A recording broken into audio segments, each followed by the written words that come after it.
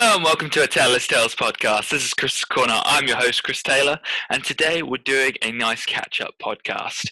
It's been a long couple of weeks with coronavirus continuing to be prominent within the news, and with uh, same old. It seems to be with the majority of the world going on. As it dominates the news, coronavirus has now impended its restrictions upon the United Kingdom once more, with Boris Johnson creating a new three-tier system that we will not try to avoid talking about, because this is not a political podcast. This is Chris's Corner. This is a completely different area, but nonetheless, I thought I'd jump in with that.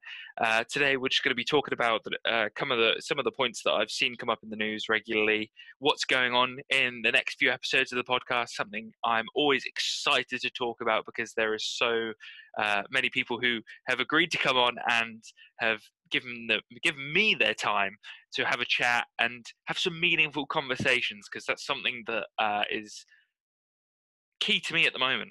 What are we missing in society? I know. Why do I get to judge? But that's the human way, isn't it? To think the world revolves in a certain direction.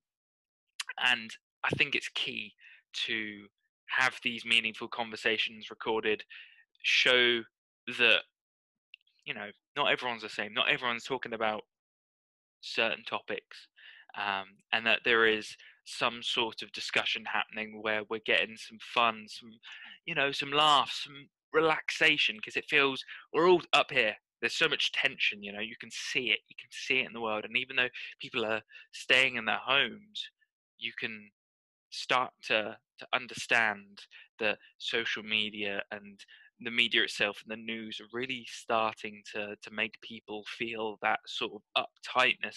And in the United Kingdom, that is always been the case. Anyway, you see people on the train station, you see that sort of, oh, I'm going to work, I'm doing a job. And it's like, I remember doing that day in, day out for a couple of, like, 3 or 4 years of taking the train to and from work. And I personally, I love it, because it's time to decompress and just sort of read and relax and not think about too much, and it's time to switch off a little bit.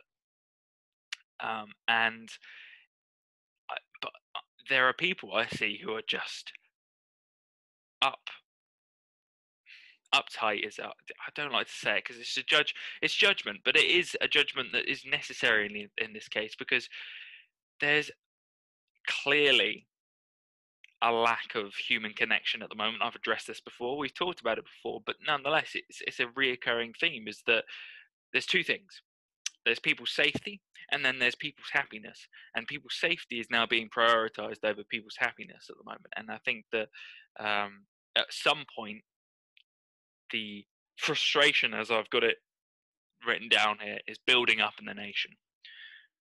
The frustration that is going to continue until um, there's a breaking point. Sadly, there will be, and people will just say, "I've had enough." And I think that breaking point is going to come in March of next year.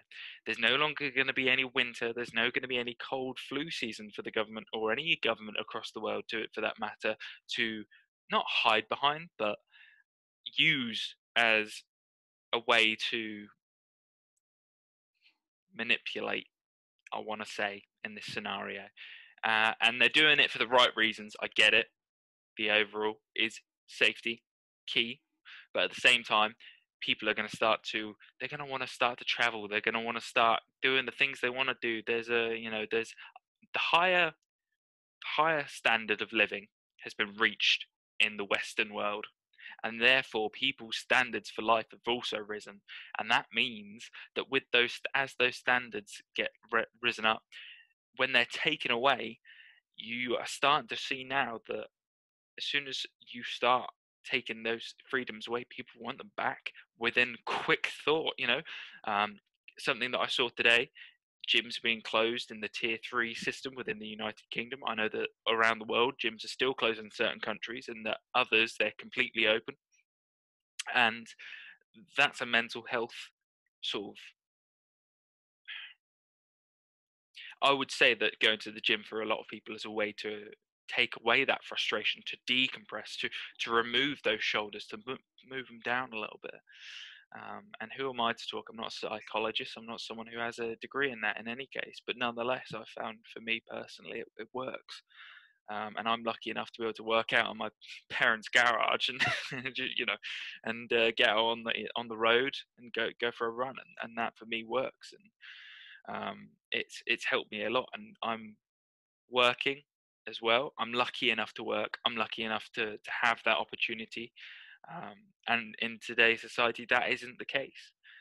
But back to the point is that at the moment, we're going to have to find ways to decompress, to remove that little bit of anxiety, that little bit of frustration. Anyway, I'm going on about this. That's only one point. That's only one point in the news. One point that I thought was rather funny, something that one of my mates said. You've heard Ollie Deacon speak before. Fantastic speaker. Um, he's actually addressed that at the moment there's only one place in the world that you can go to have a good time and party. It seems to be Mexico. It's been brought up by quite a few podcasts that I listen to, is that there's no travel restrictions there for COVID, which makes it a key spot at the moment for people to go on holiday, to get away from this at the moment. And it seems to be on social media that people are happy to post about it with these huge parties, these huge gatherings of people. For me personally, that scares me a little bit, just a little bit. Just the fact that people are willing to, put others at risk in this scenario. I get it. COVID doesn't, that we've only had, and I say only, emphasis on the word only there, 1 million people die worldwide. But, you put it in the sort of perspective at 7 billion. Where's your compassion, Chris? Where's your love for your fellow man? It's there. Don't you worry. But at the same time, I totally understand where these, mainly young people go to Mexico and want to get away from this and have a good time and come back and de-stress. So for some people it's like drinking. It's when people go to the pub that, when the pubs reopened, there was absolute pandemonium, and for good reason. When you have a nation in that sort of a nation of people where they're restricted, and you see it with this 10 o'clock restriction in the United Kingdom as well, with pubs being closed at 10 o'clock, where you have these crowds of people. What did you expect? What did any of us expect? It's the exact scenario that we would see from human beings when they're gathered like that. And for me personally, there's no surprise there. There's no surprise, and I think it will continue to be like this. The more restrictions placed on them, the worse it will get. There'll be more. I hate to say it, but there will be riots in some way or another, as we saw with the protests. That will continue.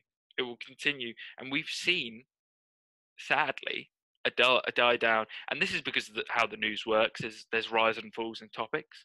Black Lives Matter's sort of spotlight has been removed, which is sad to see. But at the same time, I understand why. People like to get that quick hit of news. They like that quick thunder of, oh, you're important for 5 minutes. Time to move on. We've got another important for 5 minutes thing. And at the moment, obviously, coronavirus has taken the highlight. But as I said, like, people have got to find ways to be able to get out of this. And for me, I love discussing this in some way or another with you, the viewer, because for me, it's obviously a release to some way to have a semi rant, but at the same time, it's so interesting to consider these topics in the sense that, yes, there's good and bad. There's no side in this scenario where you can solely put the blame on one of these groups, because people are doing what is natural to them. There is one way for a certain human being to, how should we say, relieve themselves of, or find a way, an outlet to get out of this scenario. Anyway, I think that it's to do with mental health. I think that this is going to be the worst period of human, not history. There's always been worse cases, but in the 20th century, this will probably be the thing to remember, is where we see human beings become less communicative. We see that with social media. That is starting to see that in the newer generation, the generation below me. I've been lucky enough to I'm 25, so everyone else who's 25 at my age as well has been through this fantastic phase where they had, growing up, they didn't have technology, they didn't have phones and stuff, but they did have this ability to see every single piece of technology as we go up. Because I remember the Game Boy Yellow, and that was killer, man. You used to play that in your car on long journeys, and the 2-hour journeys that used to feel like a lifetime for a kid at that time. And now you go on a 2-hour journey as an adult, and it feels like that.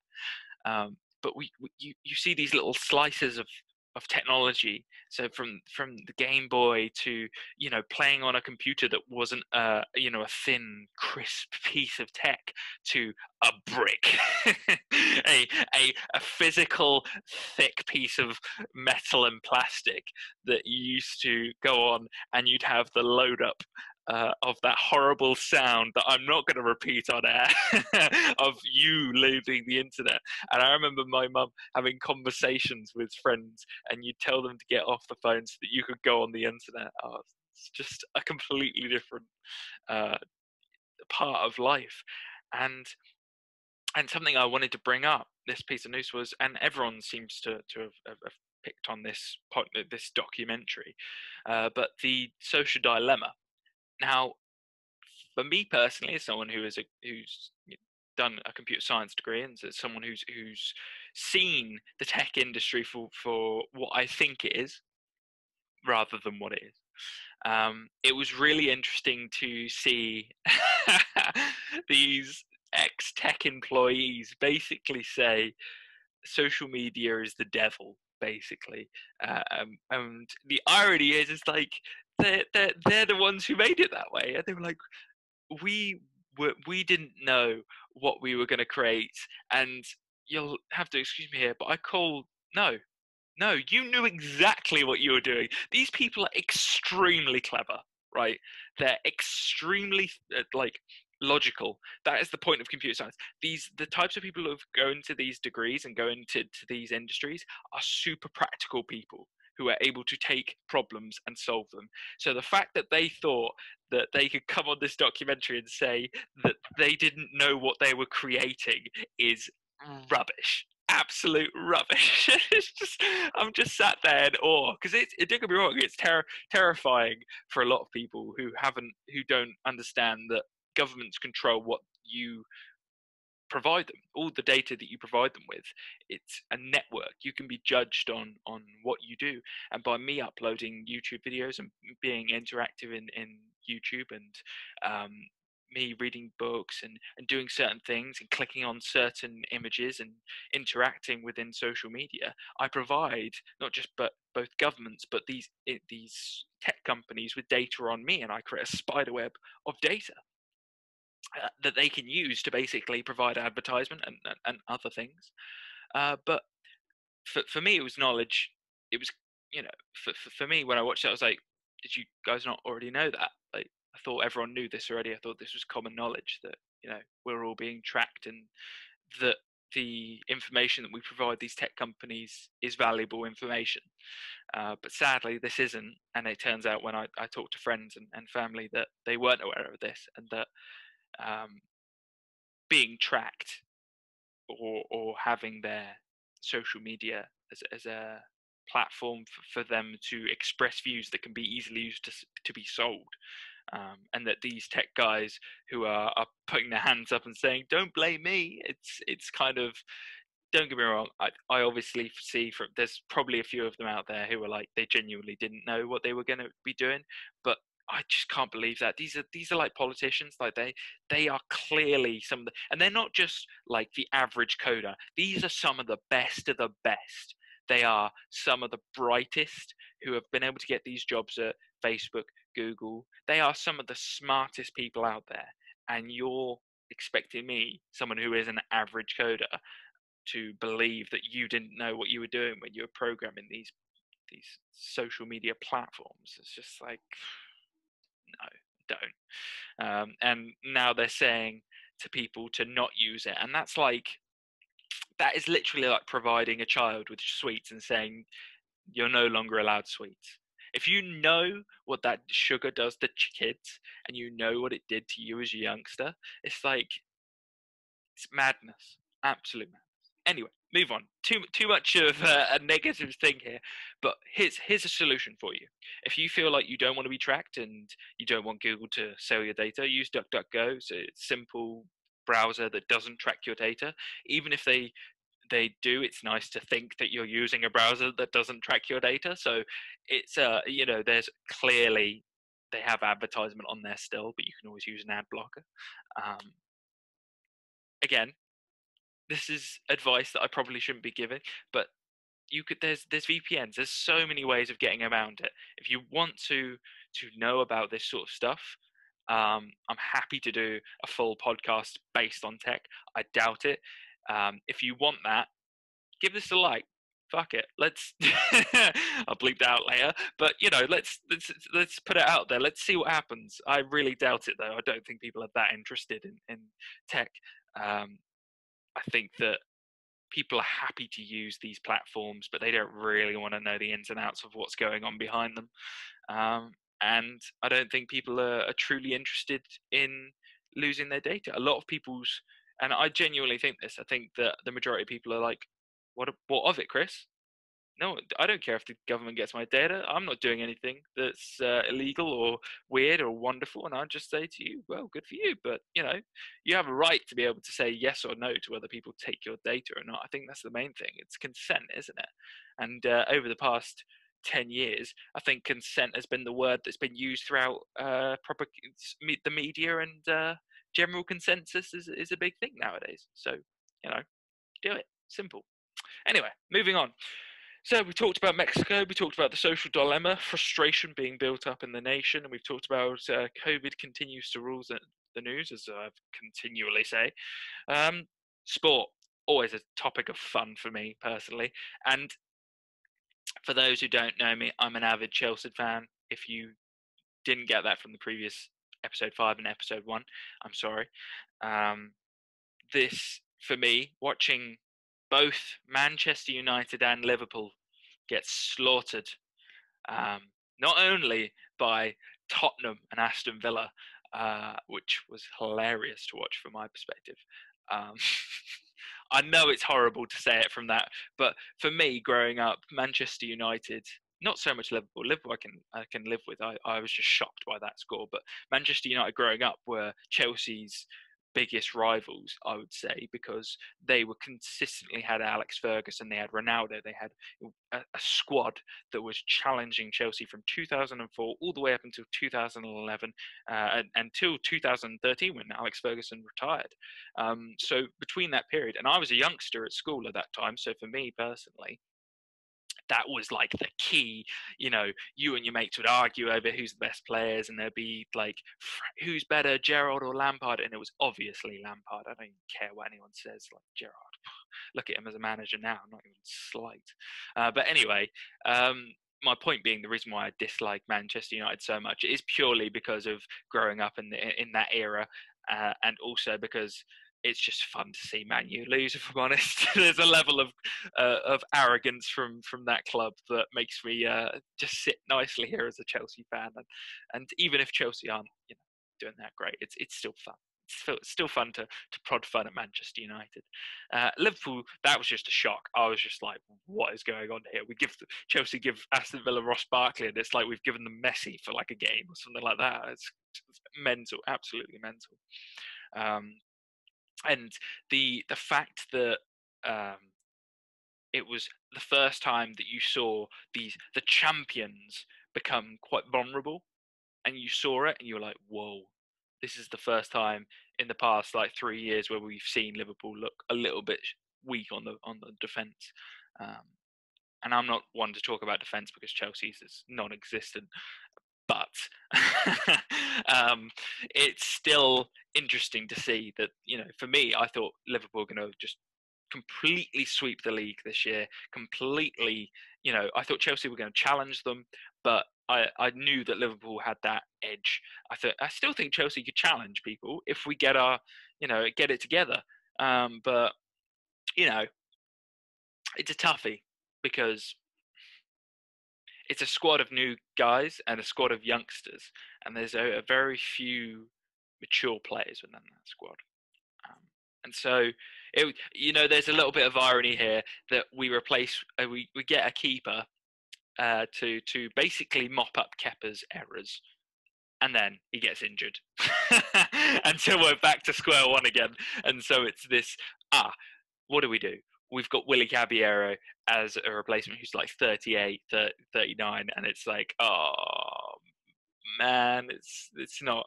Yeah, the goalkeeper situation for Chelsea will continue to get worse, and I don't think anytime soon we're going to sort that out. But what you can do is give keepers time, because it's a very fragile situation. Anyway, on to a completely different topic that I don't think I've talked too much about is Bill Burr, one of my favourite podcasters and comedians. He's a genius with his podcast because he does a very similar rant scenario where he does a 30 to 40-minute podcast where it's just him talking, which I love. I personally think he does a fantastic job. But we got to see him over the past week on SNL hosting, and my God, it's the first time I've watched an SNL host be a little bit edgy and not pander. Like, the audience is left-wing progressive, very progressive people who aren't really into that sort of humor. And I loved the fact that when Bill Burr took a shot at white women, and he was just and you knew for a fact that in that front row there were a bunch of Karens just sat there like having to laugh because this guy was making all these solid points, and it was genius. He did flawless job. The internet should be applauding this man for taking a mainstream media television show and making it look good. TV for presenting for me is a dead art, and for me, the fact that Bill Burr made these TV presenters look even worse than they already are, like with Jimmy Kimmel and that lot, and just makes me cringe. I remember back in the day, I really liked Graham Norton on BBC. I thought he was genuinely interesting, and then it just got, dulled down. I felt for him. Like, over time, it's just become that TV presenting has just become this sort of very fake, it's unrelatable. It really is. It's just like this sort of just unrelatable. That's all it is. Anyway, Bill Burr, fantastic, amazing. So there's not a lot in the news at the moment. Generally speaking, there's more of the same. There's more stuff. There's nothing interesting coming out of the film industry at the moment, mainly because it's being torn apart by the current situation of the world. The music industry is currently being torn apart as well. There's very few live acts because of the current situation.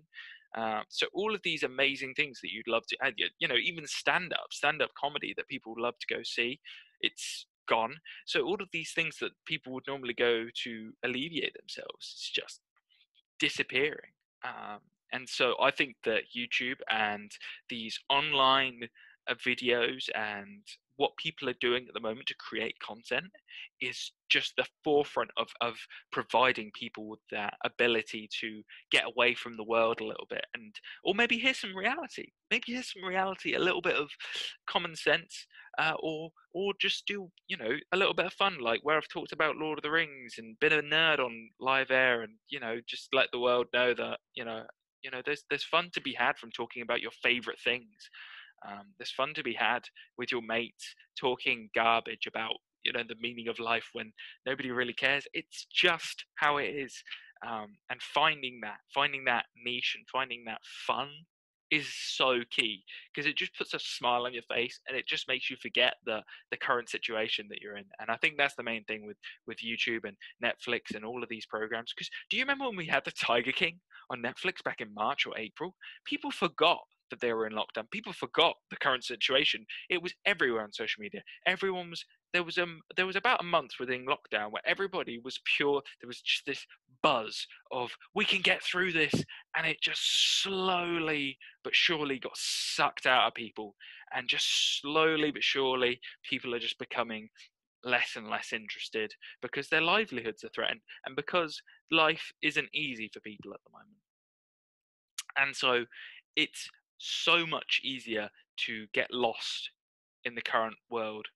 But let's not forget, the real world is a good place. There's a lot of good things going on, a lot of hardworking people out there. We saw the London Marathon virtually the other day, where people are running in the pouring rain. Mate, I did 8 miles in that. I was dying.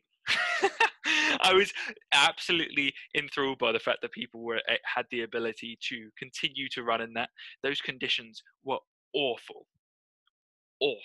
Couldn't have had a worse day for people to run in. And yeah, just for me personally, congratulations to those, like round of applause to all of those who had the ability to run through that. Personally, if I run a marathon, has to be in good conditions. Personally, I may sound like a little bit of a bitch right there, but what are you gonna do? I'm not a professional. I am literally just someone who runs for fun, and that's how it should be in my mind. Anyway, speaking of fitness, plans for the coming podcast. The first one is a fitness and mental toughness podcast with a guest. And this is so much fun to record. This was a lot of fun to record. The guest I've got on in episode 11, he's really kicked it up a gear. And there are a couple of messages in there that I think are little gems. Diamonds in the rough, and I thoroughly enjoyed that conversation. It went all over the place. We were everywhere, and it seems to be a common theme within my podcast, where I'll take it to all corners of the conversation, and we'll have to get back on track, and we will lose our way amongst the level of conversation. But that's it. It's just how it goes. Sometimes it can start off a little slow, and then it goes into some serious bang. Like you'll notice that there's a little bit of fakeness in the intro, and then it goes into we're going to get some real questions. We're going to get a few laughs. We're going to feel little bit of ease, less anxiety. And as you get into these podcasts around, I would have said after the first 5 minutes you're fine, you're in there, and from there on out it's just fun. But this one especially, talking about mental toughness, which is I think key at the moment. It's one of the things that is being challenged in today's age is mentality and the ability to do stuff that you don't want to do and continue to do it. So we talk about one of our heroes, Goggins. He's just an absolute.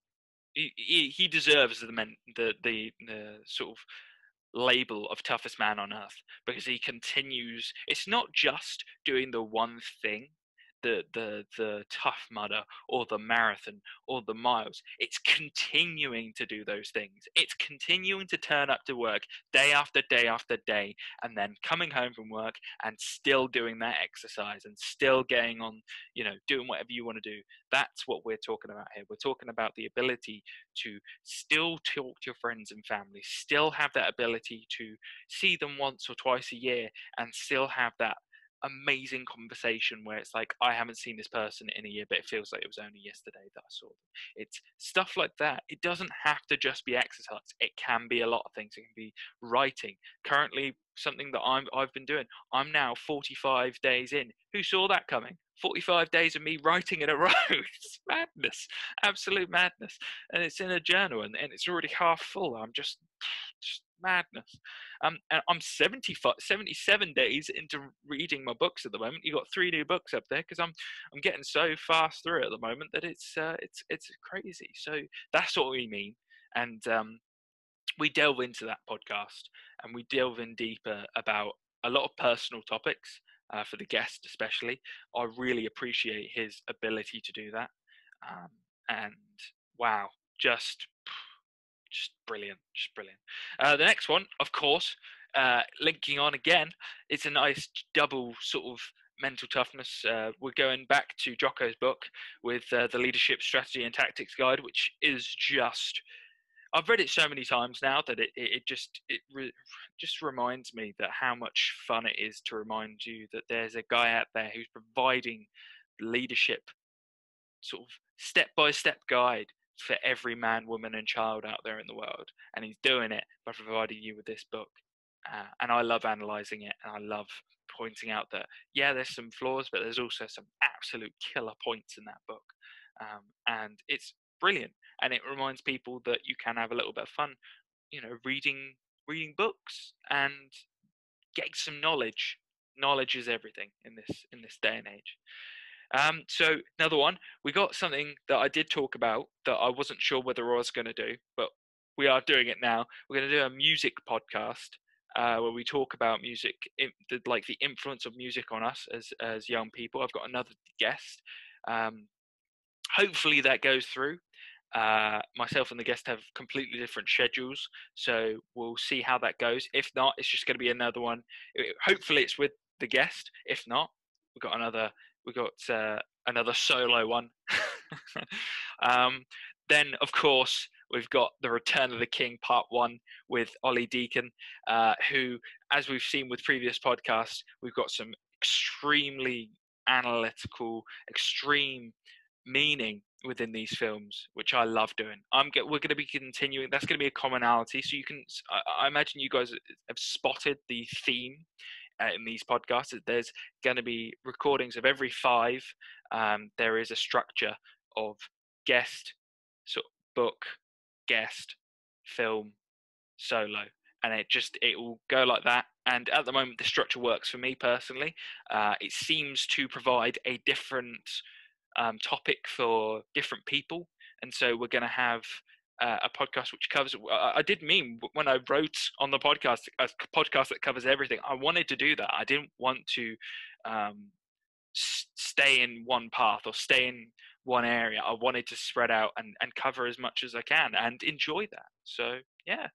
And then, of course, in podcast 15, we do another one of these catch-ups where I talk about the news, talk about general shenanigans, and, just have a little bit of a rant in some areas because, I don't know. I think that for me, as I've said, I don't like to filter my energy onto other people. And this is the best way to do it without pissing people off. It, yeah, that's probably a good way of putting it. But at the end of the day, I love doing it. I'm not going to stop doing it. I think that even with my job taking up a lot of my time and doing this and investing and reading and writing and trying to continue with the languages that I've been studying for a while, and continue to try to meditate when I can and try to get some quality sleep that no one really talks about, is that sleep is key to recovery, and also exercise, running loads of miles and trying to have some sort of conversation and catch ups with friends outside of all of this, and try at some point to travel when all of this is over, which for me I won't be doing until March of next year, because most likely that up till while winter is around, it just isn't possible, and I don't think it's a good idea for me personally at this point in time, especially with friends and family who I feel are vulnerable, and I wouldn't want to have that on my conscience at any point in my life. So yeah. Anyway, not having it on a negative, we're going to end it on this. Mental toughness. Let's get out there. Let's find outlets for ourselves to relieve that frustration. Let's get those shoulders down. Let's get some of that energy out. Let's not feel that the world is on our shoulders, because it's not. As individuals, we have the right to make ourselves better so that the rest of the world can benefit from it. That's how it should be. That's how I feel about it. I hope you feel the same way, because it means that you are trying to become a better person while you're watching this or listening to this, and you may be exercising or reading or writing or something along those lines, trying to make yourself better, because no one's perfect, but no one is awful either, because you can go from awful to something. If you start at the bottom, you can only go up. I know, I've been there. So, ending it on that positivity. Nothing to something. And from something to better. This has been the Taylor's Tales podcast. I'm your host, Chris Taylor, and this has been Chris's Corner. Goodbye now.